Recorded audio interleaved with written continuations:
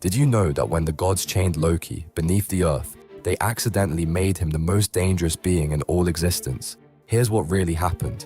The chains didn't just trap Loki's body, they broke his mind into thousands of pieces and scattered them across every possible timeline that could ever exist. While the gods thought he was suffering underground, Loki was actually living through every version of Ragnarok at the same time. In one timeline, he learned Thor's secret weakness. In another, he discovered how to break Odin's spear.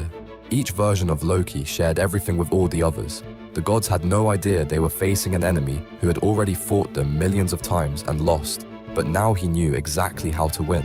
When Ragnarok finally came, no ens dagsi, by map, all those scattered pieces of Loki's mind came back together.